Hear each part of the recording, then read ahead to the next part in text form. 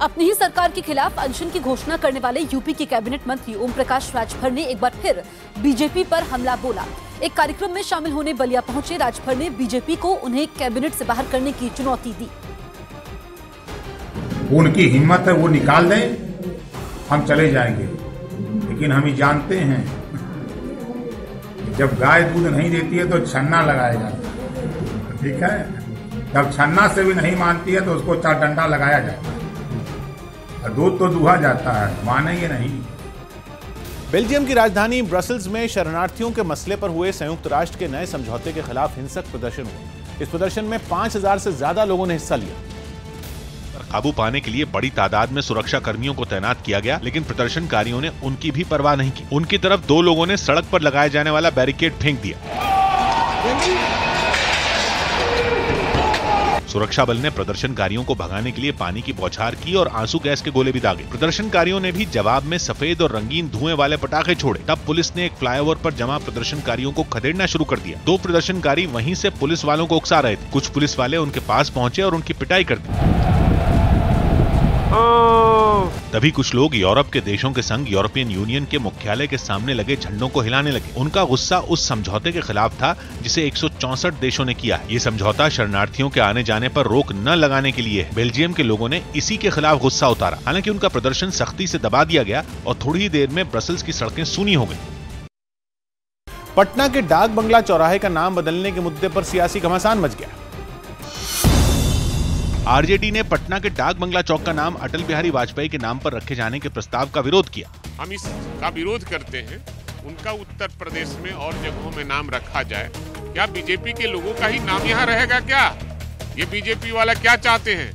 देश का नाम बदलकर बीजेपी और आरएसएस करना चाहते हैं। पटना के डाक बंगला चौक का नाम वाजपेयी के नाम पर रखने को लेकर हो रही राजनीति पर जेडीयू ने विपक्षी दलों पर पलटवार किया।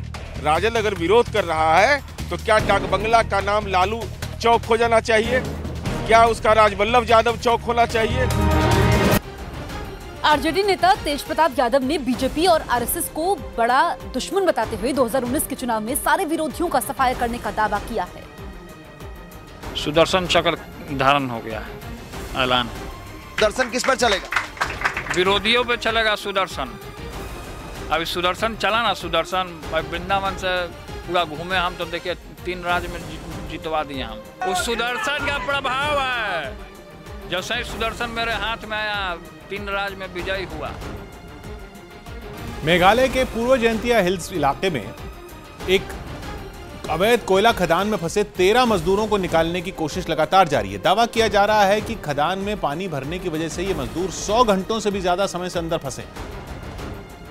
जिनको निकालने के लिए एनडीआरएफ यानी नेशनल डिजास्टर रिस्पांस फोर्स के जवान गहरी खदान के अंदर हालात का जायजा लेने के बाद तारों की मदद से बाहर आने लगे। खदान के अंदर भरा पानी निकालने के लिए कई पंप भी लगाए गए हैं, लेकिन अब तक खदान के अंदर फंसे मजदूरों के बारे में कोई जानकारी नहीं मिल पाई। The NDRF and then SDRF people all are there only. They are trying their level best day and night. Hopefully the result we can see. खदान में फंसे मजदूरों में मेघालय के अलावा असम और नेपाल के मजदूर भी शामिल हैं। मेरा भाई है ना, हाँ। वो देखने गया था काम। अच्छा, तो फिर वो निकला ही नहीं है। वो किया आधा घंटा का बाद ऐसा घटना। राहत और बचाव कार्य की देखरेख के लिए प्रशासन के कई बड़े अधिकारी लगातार मौके पर ही डटे हुए हैं। लेकिन इस हादसे ने इलाके में हो रहे अवैध खनन की पोल खोलकर रख दी। दावा किया जा रहा है कि इस खदान में हादसे से 3-4 दिन पहले ही खनन शुरू किया गया था। अधिकारियों ने दावा किया कि हादसे से पहले खदान में दरार आ गई थी, लेकिन अवैध खनन का काम तब भी नहीं रोका गया और दरार की वजह से पास में बहने वाली एक नदी का पानी खदान में भर गया। दावा किया जा रहा है कि खदान 370 फीट गहरी है, जिसमें करीब 70 फीट तक पानी भरा है। स्थानीय लोगों का दावा है कि हादसे से ठीक पहले 5 मजदूर खदान से बाहर निकल गए थे, लेकिन उन लोगों के बारे में कोई जानकारी नहीं मिल पाई। वहीं मेघालय के मुख्यमंत्री ने भी इस हादसे पर अफसोस जताते हुए खदान में फंसे मजदूरों को बाहर निकालने के लिए हर संभव कोशिश करने का दावा किया। और गृह राज्य मंत्री किरेन रिजिजू से बात कर राहत और बचाव कार्य के लिए विशेषज्ञों को भेजने की अपील की। We have asked NDRF to ask any technically sound and people who are specialized in this sector to come and help us. मुख्यमंत्री कॉनरेड संगमा ने इलाके में खनन माफिया के सक्रिय होने और उनको रोकने के लिए कोशिश करने का भी दावा किया। Whenever information comes to us, whenever any kind of complaint is there about illegal mining going on, action is taken. कई घंटों से खदान के अंदर फंसे मजदूरों के परिवारों ने उन्हें जल्द से जल्द बाहर निकालने की मांग की। यूपी में नाबालिगों के गाड़ी चलाने पर उनके माता पिता पर कार्रवाई की जाएगी। उत्तर प्रदेश के लखनऊ में नाबालिग आरोपियों के गाड़ी चलाने पर पकड़े जाने के बाद उनके माता पिता के खिलाफ कार्रवाई करने का फैसला लिया गया। जम्मू कश्मीर में सुरक्षा बल की कार्रवाई के दौरान मारे गए लोगों को लेकर मार्च निकालने की तैयारी करने वाले अलगाववादी नेता यासीन मलिक को पुलिस ने श्रीनगर से हिरासत में ले लिया। राफेल डील मामले में सीएजी ने अपनी ड्राफ्ट रिपोर्ट सरकार को सौंप दी, जिसकी समीक्षा कांग्रेस नेता मल्लिकार्जुन खड़गे की अगुवाई वाली पीएसी यानी पब्लिक अकाउंट्स कमेटी करेगी। सऊदी अरब में फंसे बिहार के गोपालगंज के रहने वाले एक आदमी ने कंपनी पर वेतन न देने और कमरे से बाहर निकालने का आरोप लगाते हुए खुद को भारत वापस लाने की गुहार लगाई। पोलैंड में हुए संयुक्त राष्ट्र के एक सम्मेलन के दौरान जलवायु परिवर्तन पर बने नए नियमों पर करीब 200 देशों ने सहमति जताते हुए ग्लोबल वार्मिंग को कम करने के लिए अपनी अपनी जिम्मेदारी निभाने का भरोसा दिया। ऑस्ट्रेलिया के पूर्व क्रिकेटर एंड्रू साइमंस की ओर से 2008 के नस्ली टिप्पणी मामले को लेकर हरभजन सिंह के रोने के दावे को हरभजन ने गलत बताते हुए पलटवार किया कि उन्हें अब बड़ा हो जाना चाहिए। साइना नेहवाल और पी कश्यप ने हैदराबाद में अपनी शादी की रिसेप्शन पार्टी दी। स्पेन के फुटबॉल क्लब बार्सिलोना के कप्तान Lionel Messi La Liga football tournament के एक मुकाबले में हैट्रिक जमाने के साथ इस साल 50 गोल करने वाले पहले खिलाड़ी बन गए। मध्य प्रदेश के दमोह में बीजेपी के पूर्व विधायक लखन पटेल के बयान पर विवाद खड़ा हो गया। बीजेपी विधायक ने एक सभा में बोलते हुए धमकी भरे लहजे में कांग्रेस विधायक को अपना काम करने की नसीहत दी। मैं उनको आगाह करना चाहता हूँ, उनको इसके मंच के माध्यम से बोलना चाहता हूँ, अगर किसी कार्यकर्ता को एक को छू दिया जाएगा तो छलनी कर दिया जाएगा। छलनी मेरी शराफत को कमजोरी ना समझे। अगर मैं शराफत से बात करना चाहता हूँ तो दूसरे तरीके से मैं भी बात करना, जवाब देना जानता हूँ। अमेरिका में एक हाईवे पर एक कार संतुलन खोकर एक ट्रक से टकरा गई। इस हादसे से पहले ये कार हाईवे पर बने एक डिवाइडर से भी टकराई, जिसके बाद उसका संतुलन बिगड़ गया और वो एक ट्रक से जा भिड़ी। इस हादसे से पहले ये कार दूसरे ट्रक और डिवाइडर के बीच फंस गई थी, लेकिन उस ट्रक के आगे बढ़ने के बाद कार का संतुलन बिगड़ गया। कार तेजी से दाईं ओर मुड़ी और वहां से गुजर रहे एक ट्रक से टकरा गई। ट्रक से टकराने के बाद कार सड़क पर ही चक्कर खाने लगी। ट्रक से कार की टक्कर इतनी जोरदार थी कि उसके आगे के हिस्से के परखचे उड़ गए, जबकि कार का एक पहिया तो सड़क पर ही चलते हुए कई फीट आगे पहुंच गया। इस हादसे में कार चला रहे आदमी की मौत हो गई। मध्य प्रदेश का सीएम बनने के बाद न्यूज 18 को दिए अपने पहले इंटरव्यू में कमलनाथ ने छिंदवाड़ा की सौंसर विधानसभा सीट से उपचुनाव लड़ने के संकेत दिए।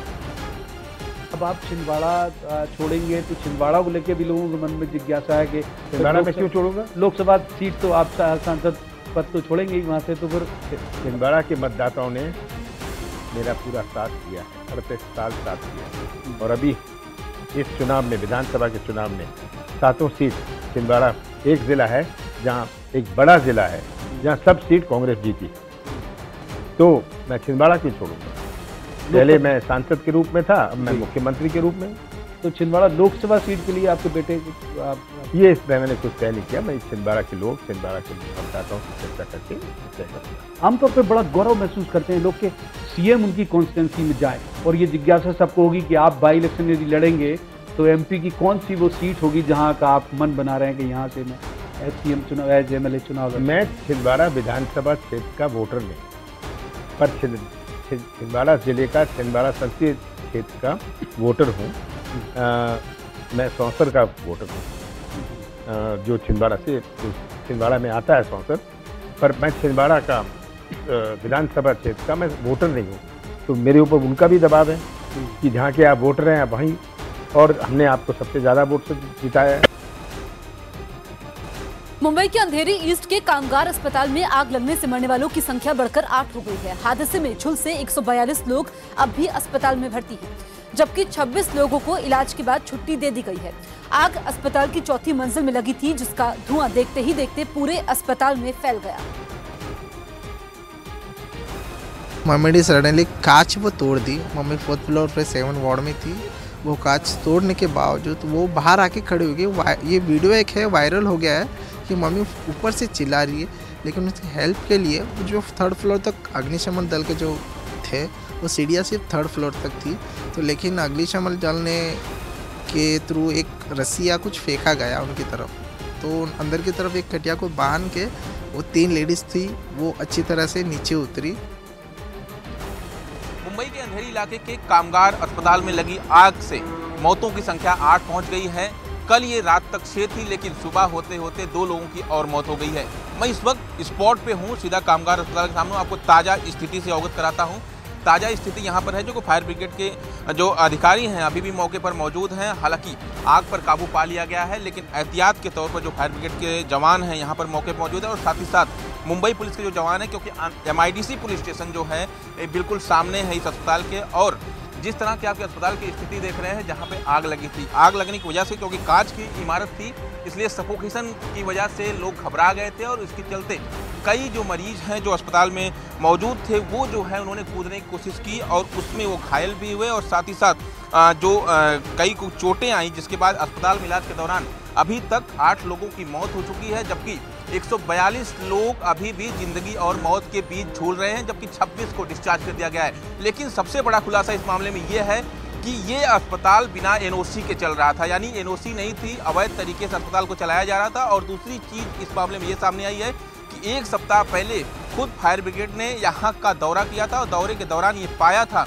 कि फायर सेफ्टी से जुड़ी कोई भी चीज अस्पताल में नहीं थी। और यही वजह है कि जब आग लगी तो उस पर तुरंत काबू पाने के लिए कोई सेफ्टी इक्विपमेंट नहीं था और जिसके चलते आग फैली। हालांकि काबू पाया गया, लेकिन 8 लोगों की मौत अभी तक हो चुकी है इस मामले में।